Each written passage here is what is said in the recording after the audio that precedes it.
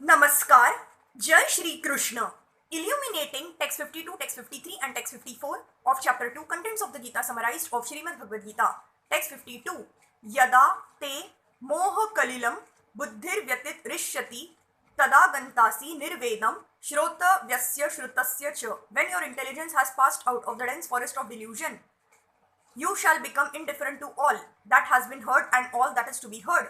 There are many good examples in the lives of the great devotees of the Lord, of those who became indifferent to the rituals of the Vedas simply by devotional service to the Lord. When a person factually understands Krishna and his relationship with Krishna, he naturally becomes completely indifferent to the rituals of fruitive activities, even though an experienced Brahmana.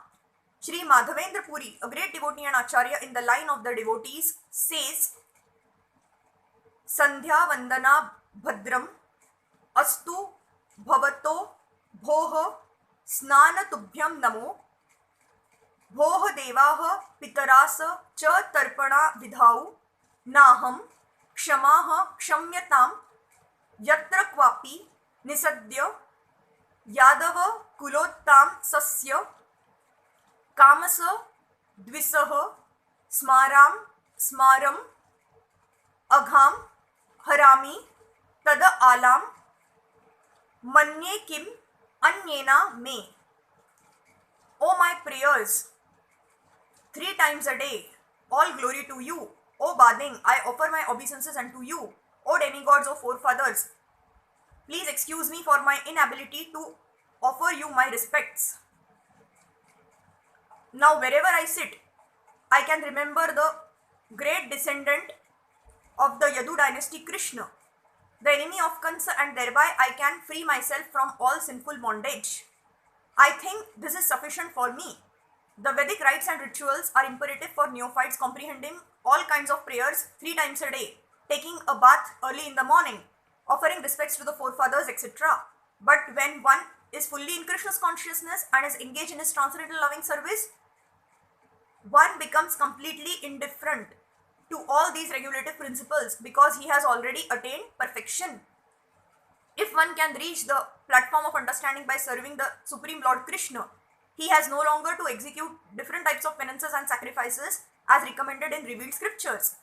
And similarly, if one has not understood that the purpose of the Vedas is to reach Krishna and simply engages in the rituals, etc., then he is uselessly wasting time in such engagements.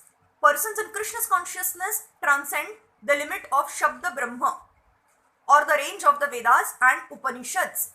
Text 53. Shruti Viprati Panna Te Yada Sthasayati Nishravala Samadhav Chala Buddhistada Yogam Vapasyasi. When your mind is no longer disturbed by the flowery language of the Vedas and when it remains fixed in the trance of self-realization, then you will have attained the divine consciousness. To say that one is in Samadhi is to say that one has fully realized Krishna's consciousness, that is, one in full Samadhi has realized Brahman, Paramatma and Bhagwan.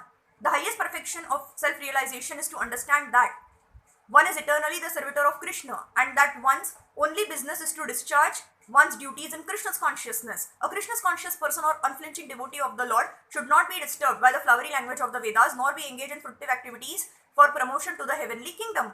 In Krishna's consciousness, one comes directly into communion with Krishna and thus all directions from Krishna may be understood in that transcendental state. One is sure to achieve results by such activities and attain conclusive knowledge. One has only to carry out the orders of Krishna or his representative, the spiritual master. Text 54.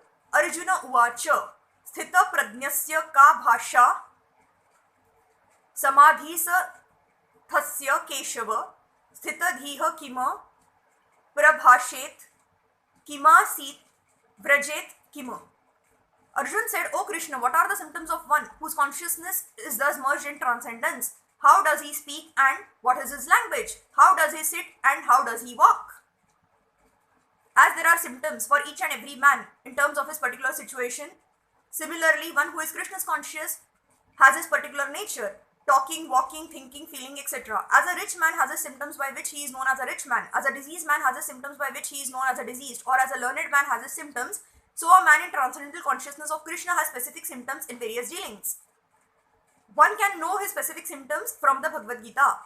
Most important is how the man in Krishna's consciousness speaks. For speech is the most important quality of any man.